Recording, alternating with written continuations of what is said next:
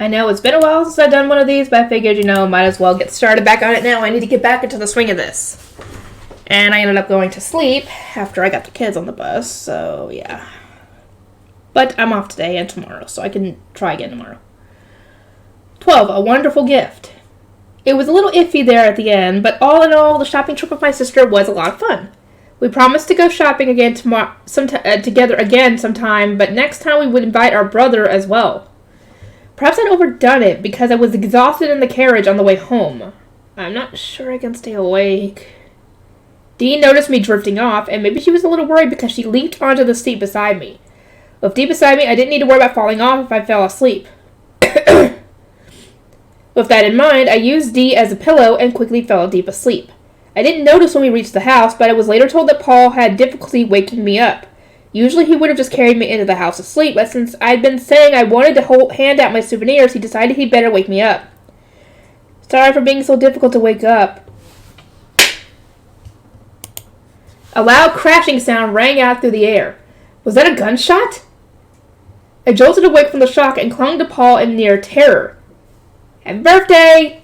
Gathered in the foyer of our home were my family and the servants, Dan and Leston, and for some reason, Gwen was there too. The 3 cabinet ministers who were my father's close friends as well as his colleagues were there, as was the general Grandpa Gauche. Goosh, whatever. Additionally, the entire royal family was in attendance. Oh, I see. Gwen came to guard the king and his family. Yeah, that's more than likely what it is. Because why else would he be there? Because it seems like he does not like to be around you. If he's the guy with the white hair that I remember from before, yeah, that guy does not like you. It was such an unexpected sight that my eyes were probably as wide as saucers. Paul gently set me down on my feet, but I had no idea how I should react. Looks like it was a success. Our precious angel certainly looks surprised, Papa said. Yes, I'm so surprised my brain has turned to mush. Will you please enlighten me as to what the heck is going on here? Surprise birthday party, girl! We've all come together to celebrate your birthday, Nima. I wanted to surprise you, so we kept it a secret. You're surprised, right? My mother hugged me, and finally the tension left my body. Still, what was that crashing sound? It was too loud to be a party cracker. That cylinder my brother is holding seems to be the source of the noise. I guess it was some kind of cracker after all. I guess a magic one, probably. I looked around at everyone's faces again. They were all important people. They must have been busy, yet they all made the time to gather together for a little kid like me. Don't get me wrong. I was happy. I was so happy I thought I'd burst into a flood of tears at any moment. I tried distracting myself by thinking of something else, but in the end it proved unsuccessful. My voice stuck in my throat and I couldn't choke out a single coherent thought past the sobs that racked my small body. Oh no, did we surprise her so badly that we caused her to scared of the tears? No, she's just so happy that she can't do anything but cry. My mother frantically tried to comfort me, but I shook my head insistently. I'm happy. Oh my god. I couldn't stop the tears that rolled down my cheeks, and I was even finding it hard to breathe. I must look hideous right now. I have a feeling my face will hurt tomorrow from all this crying. You're crying tears of joy? I nodded emphatically. Relieved, Papa picked me up for a hug, and he patted my head affectionately.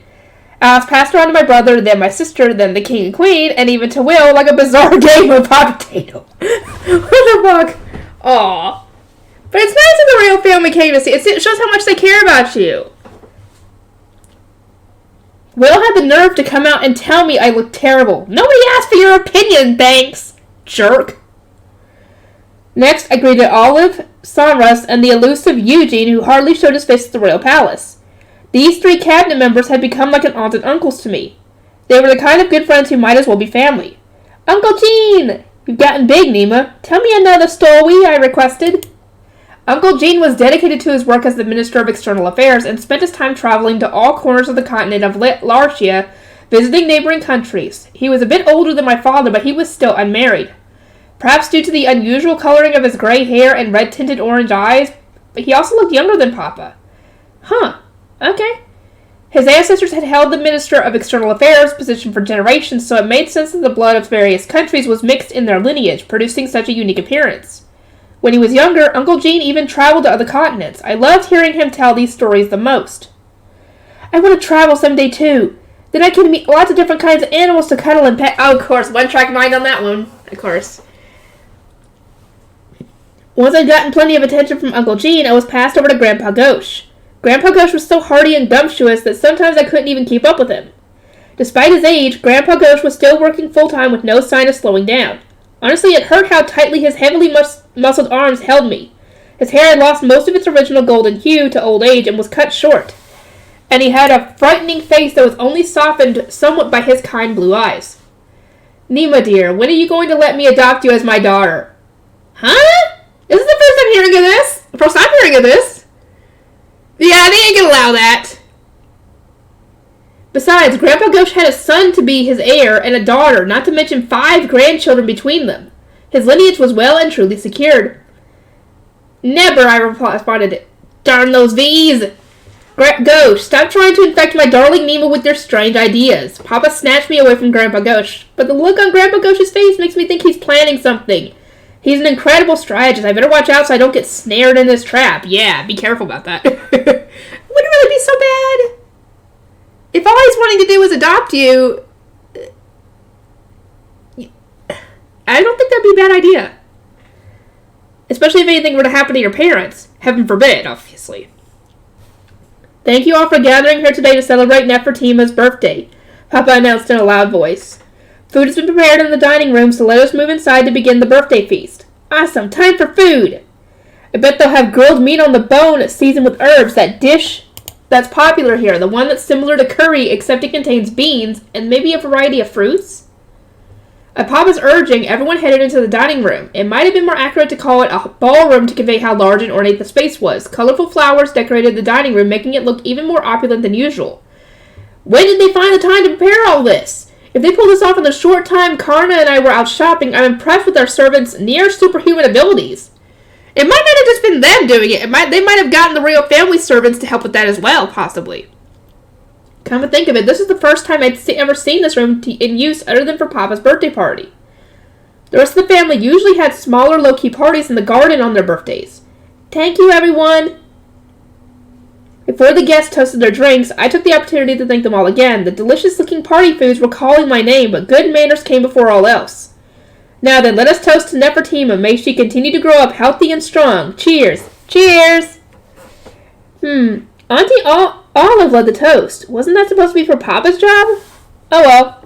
I know how much Auntie Olive loves to drink. She was probably eager to get it over with and get to the main event. Auntie! That's wine, not beer. You aren't supposed to chug it like that. Yeah, you chug beer. You don't chug wine, you sip wine. In any case, time for me to find some food. I helped myself to small servings of each of my favorite foods. Regrettably, I was still too small to be able to eat much at once. There wasn't much I could do about it except wait for my body to grow. I was about to attack a pasta dish when the king and queen called for me. I wonder what they want. This is a present from His Majesty and myself, Queen Relina told me. I was handed a fairly thick rectangular box. A detailed design done in mother-of-pearl inlay decorated the lid of the box. The box alone seemed quite valuable. Oh, now I'm stuck. If my parents were here, they'd know how to politely refuse such a costly gift without giving offense, but... The 2 eager sets of eyes urged me to quickly open the box, leaving no room for argument. I need to try carefully. Is it really okay to open it, I asked? Yes, of course. I mean, hello! Just be careful opening the freaking box. And you can keep the box, because it's like a mother-of-pearl inlay decoration, so I mean, it's probably valuable, so just be careful opening it. I apprehensively opened the box and peered inside to find that the box contained 2 layered compartments. Jewels filled the upper compartment, and a pendant was nestled in the lower compartment. No matter how you look at it, this isn't the kind of present you usually give a child, right? I'm assuming that's stuff that you can use when you get older, I would assume. Because what are you, 5 at this point? 5, 6, something like that? Let me know. Ooh! The jewels were all cut into the shapes of different animals, and they were gorgeous. The pendant was shaped like a miniature birdcage and designed so that the jewels could be put inside. Ooh, these are magical stones. I had them enchanted with powerful magic. What? This is kind of terrifying. Don't smile sweetly and speak in such a kind voice while saying such alarming things, Queen Relina. You need to say the magic words to activate the spell. You too, King Goldie? What are you making that mischievous little boy face for? Magic words? That's right. The magic words are, help me, Uncle Goldie. What the fuck? What the fuck, dude? That's no magic spell. Is it? In this world, it probably is. Huh? Did he say the magic words are help me, Doraemon? Wait, is Is Doraemon's 4D pocket memo pad going to appear or something? What nonsense are you speaking, Father? Thank you! Finally, someone is speaking some common sense here. Thank you. It wasn't as if I could come out and say what I was thinking. Will was the only one who could freely talk back to the king and queen. How rude. It's not nonsense, King Galdi pouted.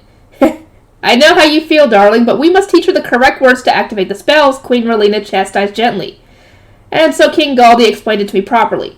The fire-attributed ruby was carved into the shape of a dragon. Maybe they intentionally made it look like soul?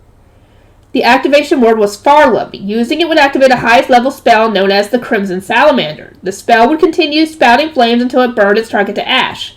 Ooh, that's dangerous. Why are you giving this to a child?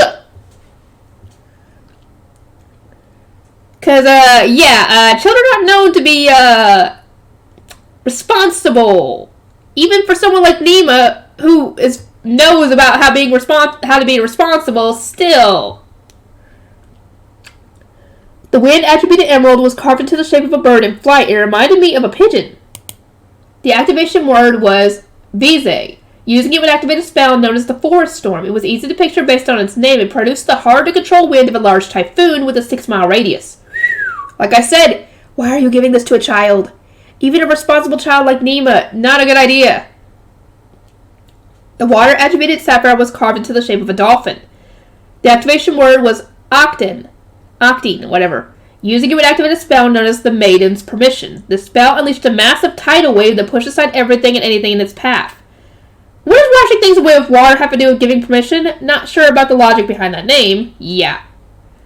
The earth-attributed topaz was carved into the shape of a dog? Or maybe it was a wolf. The activation word was Nuaz. Using it would activate a spell known as Absolute Invulnerability.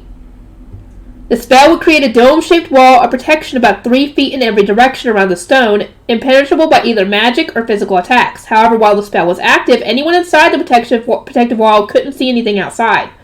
Oh.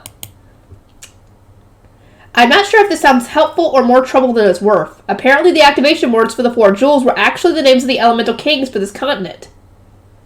I wonder if I'll be able to remember them all, and I doubt I would ever have a chance to actually use spells like these. Unlike Mother and Father's gifts, this will actually protect you, so keep it with you at all times, Will said, clearly doubtful about the practical usefulness of the magic gems his parents had gifted me. Yeah, I have to agree. 1, would she ever have to use those? 2, would she even remember them? 3, even if she remembered them, I can imagine that spelling disaster for anything around the area. Will's present was a bracelet set with a small green stone. The stone was entirely opaque, so it was probably jade. When I asked what kind of power it had, he told me it was a secret. Jerk. That broke the floodgates because soon everyone clamored around me with presents. The cabinet ministers showered me with new dresses, shoes, and hats. Thank you. Something normal. When I complained that I would only be able to wear the clothing for a short while before growing out of it, they countered that the dresses had been designed so that they could be let out to allow me to wear them a little longer, and that depending on the design, even shoes and hats could be enlarged. Oh, okay, that's cool. You're the type of person who doesn't like to let things go to waste, right, Nima? I challenged myself to design these clothes so that you could get a lot of use out of them, Auntie Olive proclaimed. I can't help it. I'm a product of Japanese minimalism. I hate letting things go to waste. And anyway, did Auntie Olive say she designed these clothes herself? She's incredible! Olive was both intellectually and athletically talented, and her looks, green hair the color of spring and amber eyes, made her a 10 out of 10 when it came to being blessed by nature. If she were an expert cook on top of that, even I would have wanted her to be my wife. Apparently looks, brains, and fighting prowess were the most God could bless a single human with, though. Auntie Olive was the youngest cabinet member and was still single. You need to find yourself a man. Yes, time to find yourself a man, Auntie. Yes. We're both on the same page, girl. You need a man. And you need a good one, too. Grandpa Ghosh gave me a real razor-sharp dagger. Oh, my God, dude. What is wrong with these people? Why are you giving these to a child? Just tell her that she can't use them until she gets older. That's all you gotta do. Especially the freaking dagger. Would her accidentally cut herself with that thing? I was so shocked by the weight of it in my hand that I did a double take. Why is he giving me a dagger? Is it supposed to be for self-protection? And why is everyone acting like it's a foregone conclusion that I'll be in danger? Well, I mean, you got the power of a freaking fire dragon in your possession right here, and you could freely be around animals. I mean, of course people are going to go after you. Gwen, smart man on this one. Gwen gave me an illustrated encyclopedia of animals from all 3 continents, which he said the Royal Guard members had all chipped in to buy for me. Yeah, everybody else, awesome! Woo! This book is incredible. It even has animals from other continents. I'm so excited. Thanks so much, everyone, from the Royal Guard. Dan gave me a hair accessory. However, there was nothing ordinary about it. This hair clip was made with scales for the dragons, and the dragons said, "Oh, cool! She'd love that." I bet the dragons gave freely on that one. That's right. It was made of dragon scales. It was shaped like the wings of a bird, but the feathers were all dragon scales. The colors changed depending on the strength and angle of the light hitting them. It's strange, right? When the scales were attached to the dragon's bodies, they were mostly copper, brown, or black, but once shed, the scales became all the colors of the rainbow. That's cool. Furthermore, only the most durable scales from around the dragon's throats were used to make my hair accessory. Oh!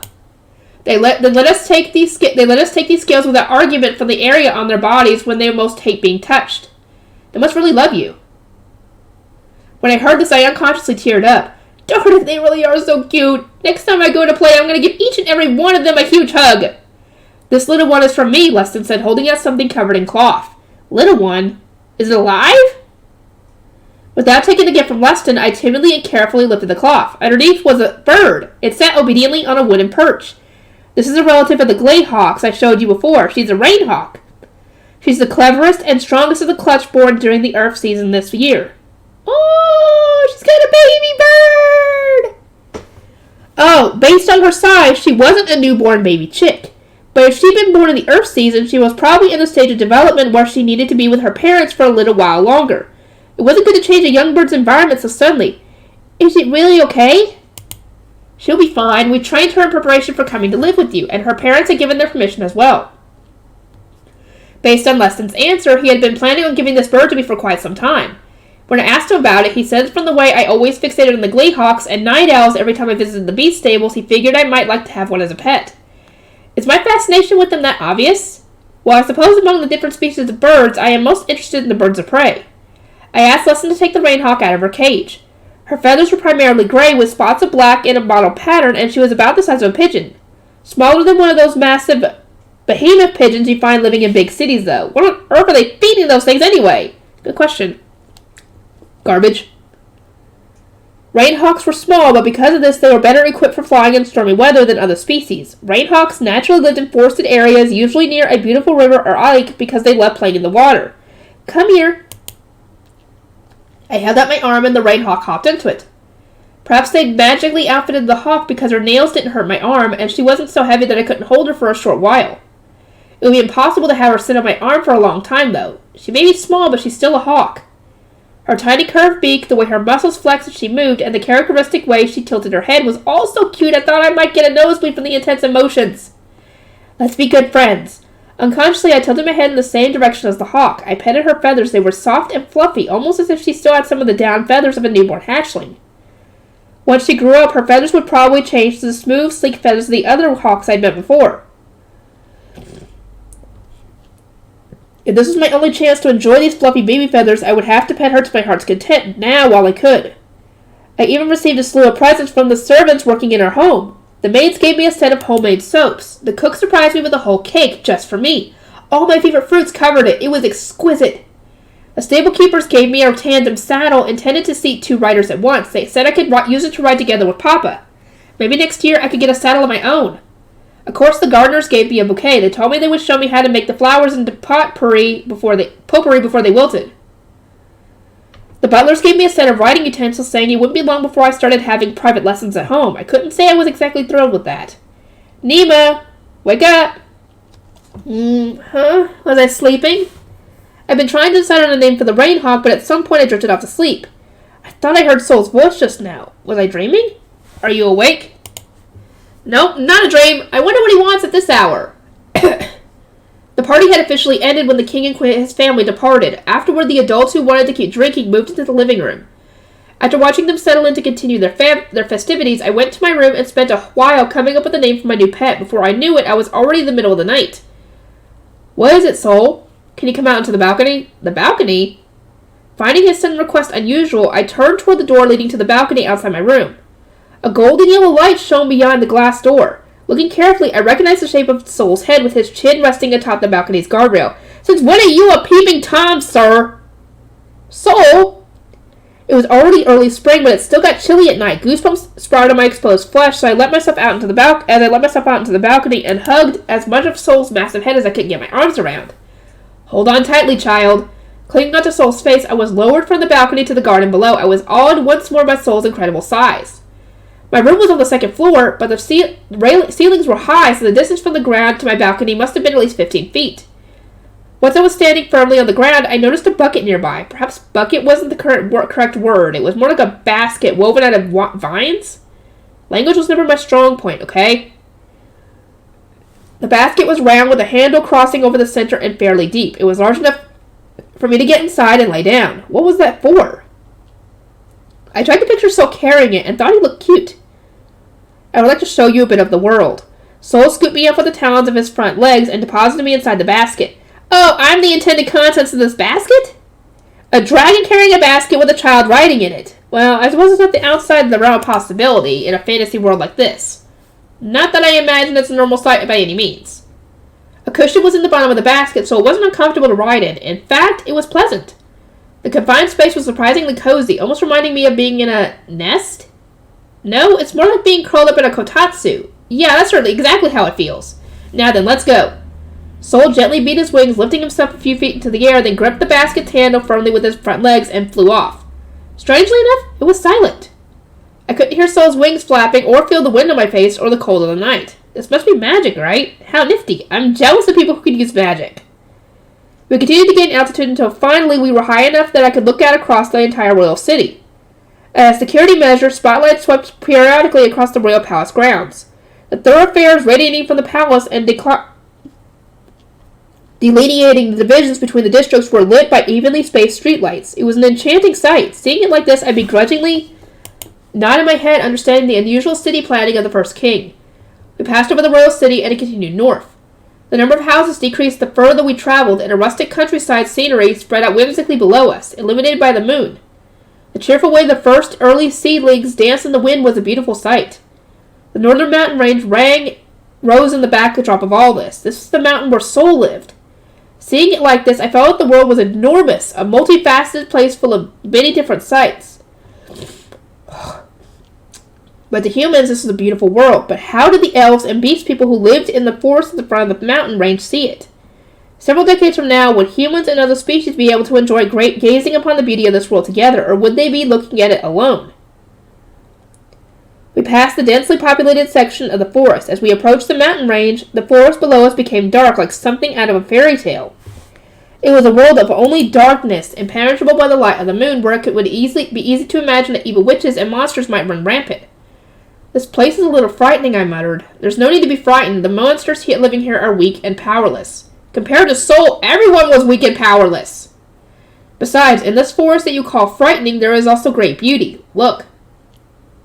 I turned in the direction he indicated, and my eyes were captured. No matter how much I tried to find the words to describe it, there was no way I could convey the sight before my eyes in mere words. This must have been the boundary line between forest and mountain. The shriveled and twisted dead trees were coated with a thin film of ice. They were shrouded in ice. I'd never heard of such a phenomenon in my world where an entire tree was encased in ice. Maybe something similar occurs in the North Pole? But if so, I've never seen pictures of it. Ice trees? I'm sure it's not a word, but I can't think of what else to call them, so I'll go with ice trees. Perhaps due to the moonlight reflecting off the snow, the ice trees appeared to be giving off an otherworldly bluish-white light. The night sky wasn't pitch black, but cast with a bluish tint, in which the snow-covered ground stood in stark contrast, a pure, unblemished white. The gentle bluish-white light illuminating the dim, quiet nighttime scene created an almost spiritual experience. Thank you, Soul. I gazed transfixed at the ice trees as I thanked Soul. This world is overflowing with beauty. Humans who can't see that are fools, he said. I agree. Humans were foolish and weak, but also strong and pure-hearted. They were so focused on living with all their might that they didn't spare the time to stop and truly see the world around them. What was immediately in front of them became their entire world, and they failed to see the beauty in their small slice of it. Come to think of it, The same could be said about me and the world I came from. When I first moved out and lived alone, I often went to the zoo and the aquarium, but as I got busier with work, I stopped going. Even though I needed the emotional healing that being around animals provided more than ever, I let it get away from me. In this life, I won't go so far as to say I'm committed to doing whatever I want so I can live with the animal absolutely no regrets, but I plan to enjoy myself as much as I can get away with without pissing off God. I've named my rainhawk Nox, so I would never forget this night. It meant darkness and night. Who would have guessed that my geeky knowledge would come in handy? Seems like a kind of waste though, huh? Not like everyone else would understand the meaning behind her name. The day after my birthday, I gave everyone the souvenirs I bought in the market. I wanted to thank everyone for helping me celebrate my birthday the previous night, so I made the rounds handing them out myself. Papa was moved to tears with delight, but I felt a little guilty. Sorry for picking your present so haphazardly, Papa.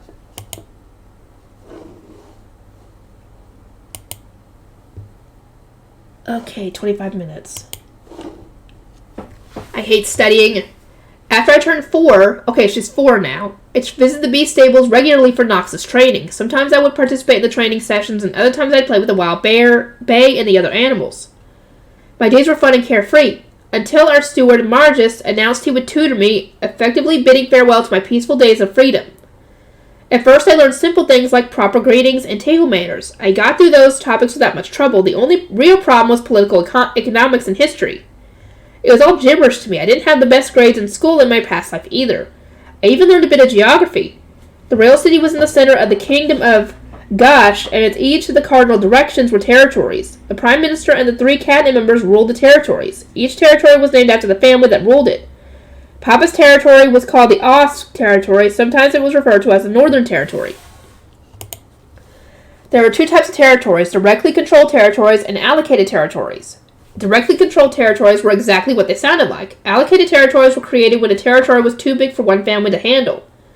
It would be subdivided, and lesser nobles were appointed as proxy rulers over the smaller territories. I guess it was similar to the feudal system? The appointed aristocrat would be called the proxy lord, and the allocated territory's name would take the proxy lord's name with the word proxy following the main territory's name. For example, ABC territory, XYZ proxy, I suppose territories were similar to states, and proxies were similar to cities, to put it in the terms of my old world. I didn't really understand the structure of the government, but that was the gist of it. Matters the proxy lord couldn't handle fell to the provincial lord, and matters the provincial lord couldn't handle fell to the king. Matters even the king couldn't deal with were handled by the royal council. There was also a system of taxation. It was an unusual industry-based system. Anyone possessing a certain degree of skill would pay their taxes by using their skill for the sake of the country. I guess it's what they mean by earning your way with their skills. I need to learn a skill that will keep me fed too. My constant protestations of "I don't understand" must have given Margus a headache, but through patience and persistence we somehow completed the basics. I was then told that starting from my next lesson, a private tutor would come to teach me. I thought I was done. I'll start going to school once I turn 10, so why do I have to study now too? So that way they don't have to worry about teaching you the basics. That way they can start at whatever they have to start with for your age. Lady Nima, this is Anna Lee Dessa. She will be your tutor from now on. I was introduced to a full-figured woman in her late 30s. Her light green hair was in a fashionable updo, and her eyes were the color of amber. She wore tastefully natural-looking makeup and was an artful beauty. It's a pleasure to make your acquaintance, Lady Nefertima. Whoa, her curtsy is flawless. I almost wish that I could take a video of it as reference material. The pleasure is all mine. Margus prepared our tea, then left the room. As soon as he left, Annalie's demeanor changed completely. Uh-oh.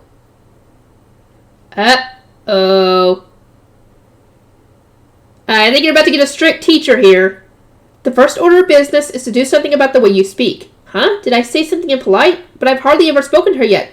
I'm guessing it's your lisp.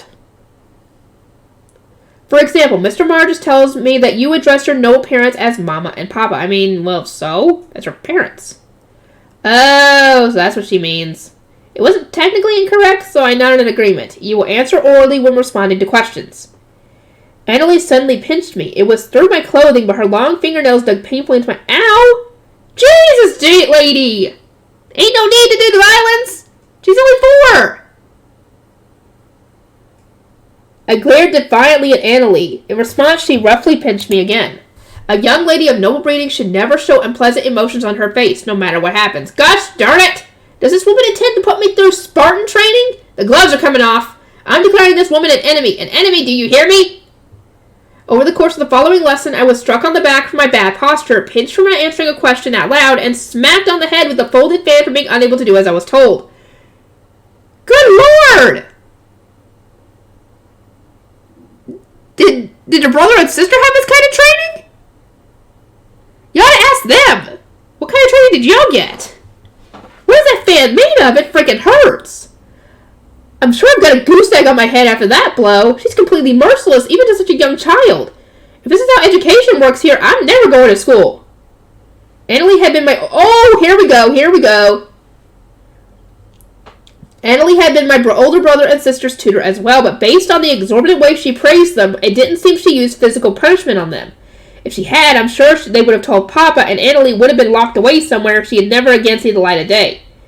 But in that case, why would she like this only toward me? I don't know. Good question. You really want to go, lady? I'm game. I'm not one to run from a fight. The customer service smile I cultivated at work is a mighty weapon. However, perhaps because my life in this world up to this point had been so stress-free, the next morning I had no appetite and hardly touched my breakfast. It's gotta be the stress. This must be a case of your physical condition betraying your inner turmoil. My family was terribly worried when they saw I wasn't eating. Up to this point, I had always cleared my plate at every meal without fail. I was worried they'd drag me off to the doctor to have my stomach checked. I'd almost offended that they jumped to the conclusion that something must be wrong with my stomach. Have I been that much of a glutton? What if I had a cold or some other illness? Then what would they do? In any case, I decided to run away. Well, I say run away, but I was playing hide and seek inside the house. I knew what the problem was after all, and I didn't want anyone to see the marks all over my body. I found you, Nima. I just registered the sound of my brother's voice when I found myself unable to move. I was wrapped up in an invisible rope? This has to be magic, right? That's cheating! Using magic is cheating, I complained. I'll listen to all your complaints later. Right now, you better think of how you'll explain yourself to Mama. He's taking me straight to Mama. What should I do? Once my brother picked me up, the magical rope released me, but the frightening look on my angry brother's face paralyzed me and prevented me from trying to escape. Oh! Does he know?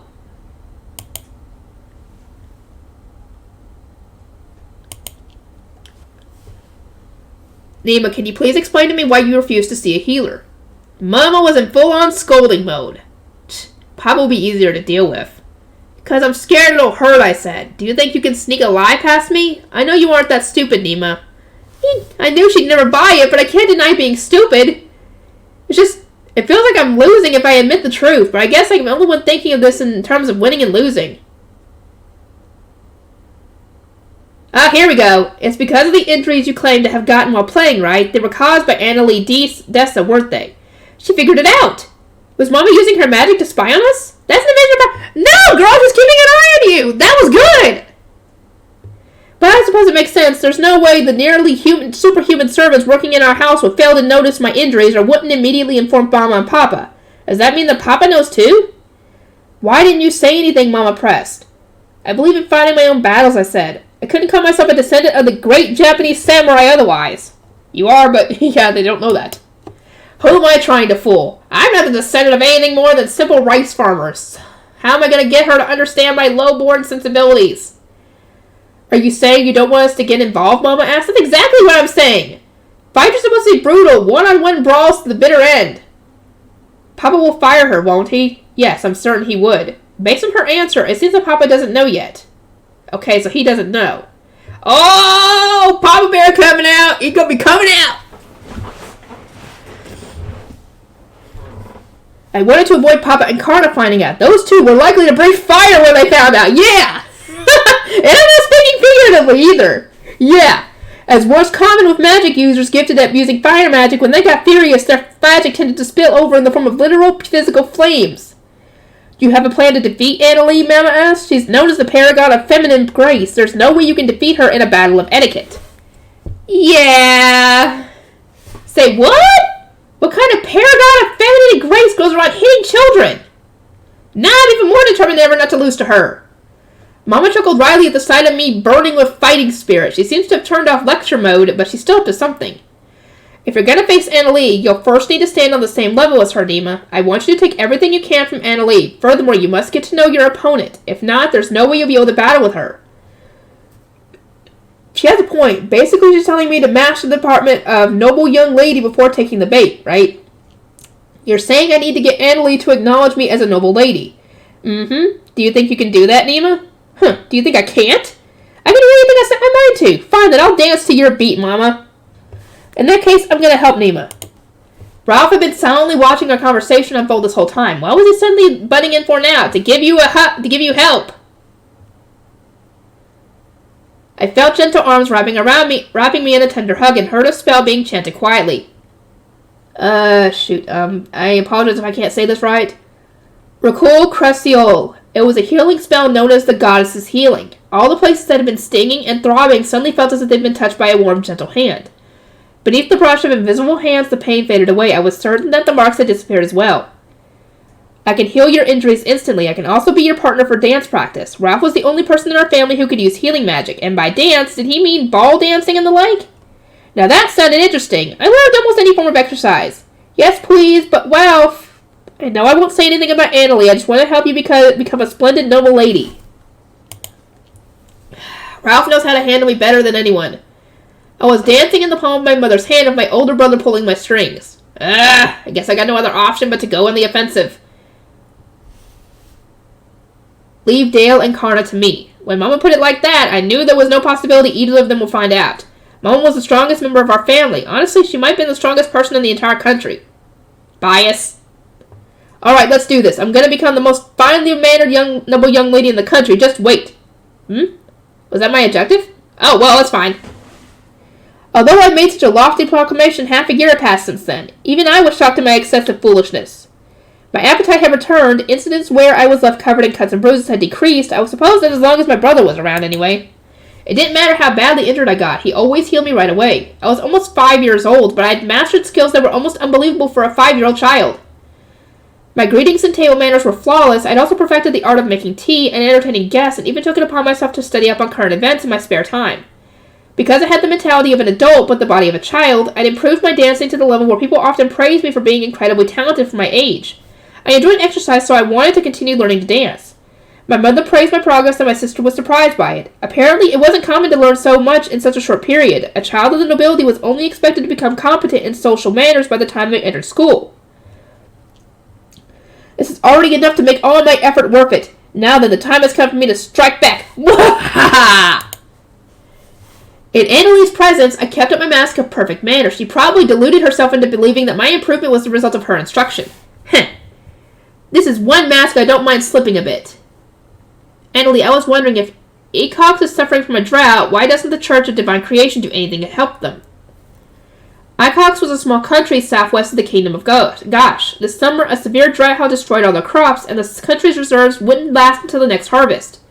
For this reason, Acox reached out to neighboring countries and the Church of Divine Creation for assistance. Following our country's lead, the neighboring country of Milma, Her Majesty the Queen's home country, the Linus Empire, and several others had agreed to send help. However, the Church of Divine Creation declared that the drought had been divine punishment. The Church of Divine Creation said there was no need to help a country that had incurred the wrath of God, and several countries whose governments the Church of Divine Creation was deeply entrenched in rescinded their offers of aid. It's because Icox angered God. If God's disciples of the Church helped them, they would be disobeying the will of God. How do we know that the drought is God's divine punishment? Because one of the priestesses received a revelation from God himself. So now it's come to priestesses and holy maidens, has it? Now all we need is for a hero to be summoned from the world to save us all, and it'll be the plot of an isekai novel. You ain't wrong about that, dude! But the God of creation made all these people, didn't he? It doesn't make sense that he would let them die to punish them. Yeah, punish them a different way. Icox is a barbaric country that harbors beast people, so there's no wonder God has turned his back on them. Oh, no. I really can't stand obstinate elitists. What did you ever do to qualify you to be chosen by God? Nothing, that's what. Are you even a little ashamed strutting around so full of yourself thinking you're God's chosen species? Have you ever met a human or beast person from Icox, Annalie, I asked. Certainly not. I would be much too frightened to ever approach one of them. I thought so. Thanks for answering just as I expected you would. I'd gotten the nearly superhuman servants working in our household to help me look into Annalie's background. I say they helped me, but in reality the servants did all the work. Annalie, as well as her entire family, were devout followers of the Church of Divine Creation. I never imagined someone like you could be such a terrible person. I forced an expression of deep shock onto my face and waited for Annalie to make her move. At first, Annalie didn't understand what I had said to her, but the moment she comprehended the insult, her face turned bright red and she glared at me. Do you mean to suggest that I am a terrible person? Her voice was as cold as ice, as she was trying to hold something in. She must have been fighting with all her might to control her anger. But her fan came flying toward me. Annalie had been lauded as the proper, noble lady all her life. It was impossible that she had never been scolded by her parents, even once. The fan struck me in a direct hit, which I didn't attempt to avoid. This wasn't physical discipline that she believed I needed to learn. It was violence born of the anger she felt at being insulted. And even if it was necessary, that freaking hurts! She intentionally aimed for my face. The fan hit me on the cheek. I wonder if it will swell. It probably will. I'll let my guard down because she never hit me anywhere that bruises will be noticed before this. Am I mistaken, I pressed? I don't wish to become a contemptible person who scorns someone they never met. Unless perhaps that is how a noble lady acts. Well, as a daughter of Duke Osp, I need to become a splendid noble lady to avoid bringing shame to my father's name. To be honest, I wasn't the least bit concerned about any such thing. Our family name would be fine even if my parents neglected the education of the youngest daughter a little bit. In the first place, it's not proper for a noble lady to speak of unrefined topics such as politics, she huffed. Funny for you to say that now at this point. Over the past half year, I've been observing Annalie in an attempt to learn her preferences, deducing her thoughts based on her words and actions, asking roundabout questions to obtain the information I needed, and intentionally making her angry to try and get her to reveal what she was thinking. I never succeeded in the entire half year I've been trying, though. And although I'd run through countless simulations, practicing how I'd carry the conversation and coming up with several patterns the confrontation might unfold, I never expected it to go this well. Annalie had an unexpectedly straightforward personality. Then what is an appropriate topic of conversation, I asked. Indeed, when I'm speaking with other noble ladies, they prefer talking about dresses, accessories, and which shops sell the tastiest cakes. But I wonder if gentlemen would also be interested in such topics, or are you suggesting I stand by silently like a doll, not saying anything whenever a gentleman is nearby? Of course not. If the conversation becomes too difficult for you to follow, you nod in agreement from time to time to show you're listening. I see. But that will be rude to the other person. It is not the purpose of conversation to deepen your mutual understanding. I couldn't deny that, depending on the time and place, things might go more smoothly if you just smiled and nodded. Even so, I thought that if you at least made occasional comments like, oh, that was a good idea, it would serve the multiple purposes of confirming you understand what the other person was saying, allowing you to express your own opinions, and making the conversation more enjoyable. To properly converse with another person, you must first need to understand them. I wonder how the other noble ladies ensure that the gentlemen in their company are enjoying themselves without even speaking with them, I said. The mention of gentlemen enjoying themselves was intentionally chosen for its subtle but potent innuendo. Indeed, Annalie had no answer to this question. Huh. At least not one she can say to a child. It's amazing what kinds of sordid tales you can overhear when no one thinks you're listening. The maids in our house were an excellent source of such gossip. Nice. Annalie trembled almost imperceptibly. Her hands curled in tight fists as if fighting desperately to hold something back. I wasn't sure if it was anger or humiliation she grappled with. Finally, as if to escape my gaze, she left the room without another word. All right, I did it! I won! A sense of accomplishment so overcame me that I unintentionally struck a triumphant pose. I guess this was just a small victory. I'll have to adjust my battle strategy depending on how Annalie acts after this. I'll worry about that later. Right now, I'm exhausted. Once the exhilarating sense of accomplishment passed, a heavy feeling of exhaustion bore down on me. For now, I'll soothe my spirits by petting Nox. Nox, come here. I called Nox over from where she sat sunbathing on a wooden perch in the room. Without flapping her wings, Nox glided down to land on the ground at my feet. She fidgeted a bit, trying to find a comfortable position, then bent her legs and sat down. I'd like to call this her relaxed pose. I stroked her back, and it must have felt good because Nox drifted off to sleep. It's a shame she settled on her downy baby feathers. But her winter feathers will grow in soon, which I've been told meant she would become a bit fluffier, especially around her neck. Speaking of winter feathers, night owls' winter feathers were the best. Out of all the birds I'd pet up to this point, they were the softest by far.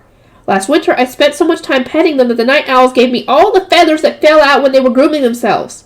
The sight of them holding the feathers pinched in their beaks and offering them to me was so adorable that it was almost painful. At times like that, I resented the absence of cameras in this world. Oh no, crap, I forgot to put ice on my cheek. Uh-oh. We're about to get something here, boys. This is bad. As expected, the incident with my injured cheek caused quite a stir. The maids noticed and told Margus. He reported the news to my father, who barged into my room. The reports he received included that Annalie had been in my room directly before my injury was discovered, so Papa was enraged. It's fine to be angry, but please stop burning my room, Papa. You're scaring Nox. In any case, I explained the situation and told him I was in the middle of a decisive battle, so he shouldn't interfere. He suddenly became depressed, probably realizing he'd been left out of our scheming. Sorry, Papa, I knew if I told you, you'd want to get involved. That's why I didn't say anything. It's not because I hate you or anything. I patted Papa's head, which was hanging in despair, comfortingly as I thought this. While I was at it, I insisted that he not fire Annalie. It wouldn't be a satisfying victory if we fired her. I wanted to make her quit of her own free will. You take after your mother, too? Well, yeah, I am her daughter, after all. For appearance's sake, Papa settled for lightly scolding Annalie. I thought she'd resign, but she apologized and said she would continue as my tutor. However, the number of days of week we had lessons decreased. The new year came and went. In the kingdom of Gosh, the new year started in autumn on the anniversary of the country's founding. Every year, the royal family rode at the head of a grand parade that made the rounds of the entire royal city, and there were festivals and celebrations throughout the country. I'd never attended. There were so many people that it was dangerous. Festivals were so crowded you could barely walk, and incidents of pickpocketing were common. Not to mention it would be easy to get lost. Too bad. I wanted to see Gazelle and the others looking majestic as they joined the parade. Once spring came and I turned 5 years old, Papa was going to go on an inspection of his territory. I asked to go with him, fully expecting to be told no, but he agreed readily. It was anticlimactic to say the least, and more than a little suspicious. Papa, are you scheming something? I'd heard that you'll be accompanying your father on a tour of the Northern Territory or some such thing, Annalie said. Yes, I didn't expect father to allow it, so I was surprised. As usual, I acted the part of a perfect lady in front of Annalie. Since the fan incident, Annalie had stopped using corporal punishment against me, and the topic she taught me shifted from etiquette to extracurricular lessons. I was so abysmally untalented at playing the lyre, a stringed instrument similar to a violin, that I gave up trying. Instead, I changed to learning to play the pure, a keyboard instrument more like a harpsichord than a piano. It wasn't amazing, but I became somewhat proficient. Where are the drums? That's what I want to play. Find me some drums. I also started taking horseback riding lessons. I wanted to become proficient enough to ride alone, so I enlisted Leston and Uwaz to help me. Additionally, during winter, I learned embroidery and knitting, and during spring, I learned flower arrangement. Embroidery and knitting were a lot of fun. All I had to do was repeat the same basic steps, and while I lost myself concentrating, it was almost like falling into a trance. My head would always feel clear and peaceful after coming out of these trance-like states. But when it came to flower arranging, it was an art based on expressing one's creativity. Sadly, it seemed I had no aptitude for any of the arts. Wow, that sucks. Now then, I'm giving you homework today. Please pass it in next week the time we meet. Homework? I plan to spend my time cuddling and petting cute animals across the territory. Homework? You are to observe the territory and write a report detailing your impressions and things you learned. In short, she wants me to write a journal-style essay about my trip. I thought she was going to assign me something harder. Please write in concrete detail how you would fix any problems you noticed while shadowing your father on his inspection of the territory. Don't tell me Annalie and Papa were in on it together. I thought it was suspicious how easily he agreed to let me go. It looks like I've been getting ahead of myself, and asking Papa questions about politics backfired big time. But that was necessary. In concrete detail, that sounds like fun. As if. Give me back my soul-healing animal cuddles time, you harpy! Larsha is the largest continent in Azdalan. Its shape somewhat resembles a butterfly. 1/4 of its landmass belonged to our country, the kingdom of Gosh. Wise territory to the east was blessed with natural resources, most notably from their mines. Manufacturing industries flourished there, and countless workshops produced everything from currency to pottery, glass, metal tableware, and many other items. Muxga, territory to the west, abutted the ocean, and a large river cut straight through its center. For this reason, it functioned as the commercial capital of the country due to its potential for transportation and trade. Because of trade in marine-based industries, even many in the lower class were wealthy. Derta territory to the south boasted a mild climate, making it the ideal location for the bulk of the domestic agricultural industry. They grew crops such as wheat and vegetables, and raised cows, pigs, and other farm animals. Ost territory to the north was dominated by mountains that took up 1/3 of the territory. The cold was intense, and there was no singular innate industry. Citizens had to eke out a living by whatever means possible. People near the mountains worked in timber processing, the flat plains were used for dairy farming, and cold, hardy crops and flowers were farmed in the areas closer to the royal capital. As Papa explained all this to me, I pictured the northern Japanese island of Hokkaido. It may have been a poor comparison, but when I pictured a cold climate where various industries somehow survived and even flourished, Hokkaido and the northeastern Tohoku region immediately came to mind. Although the territory bordered the sea, because most of the coastline was sheer cliffs and the water was freezing, only one area in the southwest portion could support a small fishing industry. Seafood may have been scarce, but in exchange, the people did what they could with agriculture, dairy, farming, and timber production. I'm sure the food's delicious, and besides, I bet there are lots of rare animals living in such a cold climate. We first headed to the royal palace. There, Papa would meet up with two of his subordinates and use a transportation spell to teleport us to our destination. In this world, there were chanted spells and written spells. Chanted spells were cast merely by chanting an incantation. Written spells, on the other hand, were cast by using a prepared magic circle or paper talisman and speaking the predetermined magic word. This type of magic had the benefits of not needing a chant to chant an incantation and being able to reduce the amount of magical energy expended. However, it needed to be prepared in advance, which was tedious, so it was reserved for creating large-scale spells. And transportation spells were a prime example of large-scale magic. The royal palace had the facilities for transportation magic connected to all the major cities in the country. Papa led me to the room which housed the teleportation circle. I called it a room, but it was more like a basement. The room was about the size of a gymnasium in terms of height and width, and a stone platform was in the center. What appeared to be a magic circle was drawn onto it. Gems were placed on the four corners of the platform, but one was missing. In that empty spot, you were supposed to place a gem of the same type as those adorning the teleportation circle in your desired destination. This was how the spell worked. The gems used to fill the spaces were stored in a separate room under strict supervision by a magic user whose entire job consisted of guarding these gems. This equipment was all invented by an old man, Salazar. The guy made such an incredible magical item as if it were nothing. While Papa spoke with the magic user, I took a peek at the teleportation circle. I approached the platform, staring intently at it. The magic circle had been carved into the stone surface of the platform. A complicated interweaving of detailed patterns comprised it. The person who engraved this must have been superhumanly talented. I got the feeling something might happen if I touched it, so I decided not to. If I got whisked off somewhere alone, I'd probably die of starvation and the elements out in the wilderness. Nima, it's almost time to go. Okay. At Papa's urging, I nervously climbed onto the platform. I'm really nervous, but also excited. My heart is pounding. We're ready. Yes, sir. Take care and have a pleasant journey. The magic user bowed, then placed a gem into the open spot on the platform. And once the magic circle began to glow, and sparkling specks of light danced around us. Whoa, it looks like diamond dust. This isn't harmful to humans, right? Arsenta. Papa spoke the magic word and the particles of light decreased until it was so bright I couldn't see anything around me. Even so, I desperately wanted to witness the moment we teleported, so I tried narrowing my eyes and shading them with my hands. The particles of light condensed, and before I knew it, we'd finished teleporting. I couldn't see anything at all. It was just blindingly bright, and then it was over. We've been awaiting your arrival. The person who'd said this was probably one of Papa's subordinates who worked in the territory. His 6 people were waiting for us, but I didn't recognize them. I brought my daughter Nefertima with me this time. Please treat her well. I'm Nefertima, the second daughter of the Os family. It's a pleasure to make your acquaintance.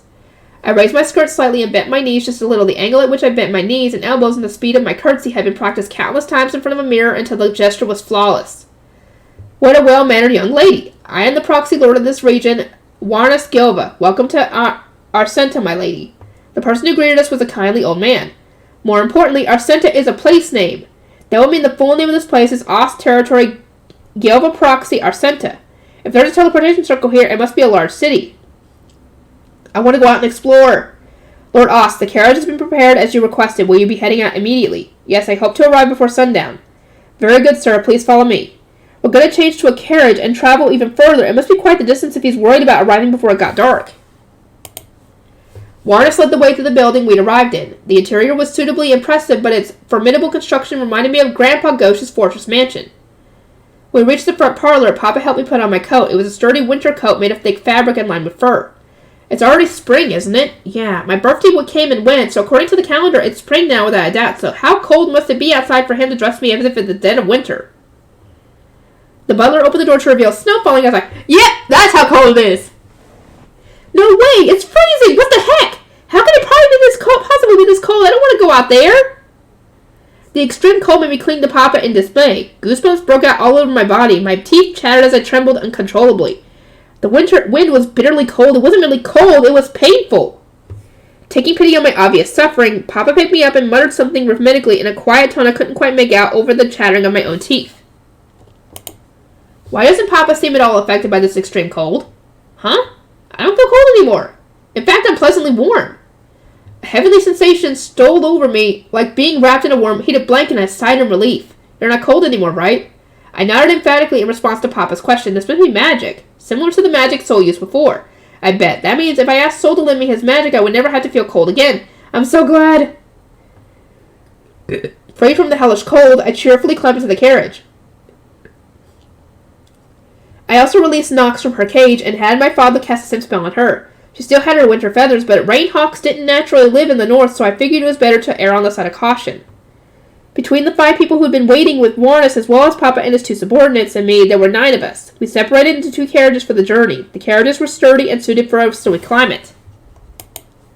We set off in the carriages and traveled for 5 hours. I passed time watching the scenery, playing in the snow when we arrived to stop for a break, napping when I got tired, and playing in the snow some more. And surprisingly, the time passed quickly. When we finally reached our destination, it was a backwoods village that looked like the very definition of a ghost town. There's nothing but forest. Where are we? A man who seemed to be the village chief received Papa with great emotion. I didn't know what was going on, but focused on letting Nox out to fly. I wanted her to familiarize herself with the lay of the land and work off some of the stress by traveling so far. Nox, go for a walk. The word walk was a command to patrol a specific area around a focal point. To be safe, I had chosen a code word for the command. Leston had suggested it to me. I watched until Nox disappeared into the forest, and then I also began to wander around the village. There were only about 20 houses. All had thatched roofs made of what looked like dried straw. Also, strangely, there wasn't any snow on the ground. Perhaps it was due to the geography of the land, or maybe there was some other reason. Maybe Papa would know? Nima. But I still haven't seen everything. Oh well, we're spending the night here, so I can explore more tomorrow. We're staying at the village chief's house. However, there wasn't room for everyone, so several members of our group would spend the night with other families. Dinner was boar stew. Of course, the meat was giant boar. It was a little gamey, but matched the broth well, and overall the stew was delicious. When Nox returned, I asked if she wanted something to eat, but she told me she'd been hunting and was already full. Nox was cute when she was eating, so I wanted to watch her eat. Too bad. That night, Papa and I shared a bed. It was the village chief and his wife's bed, but they insisted we use it, an offer I was happy to accept. Papa stayed up late working, so I went to sleep first.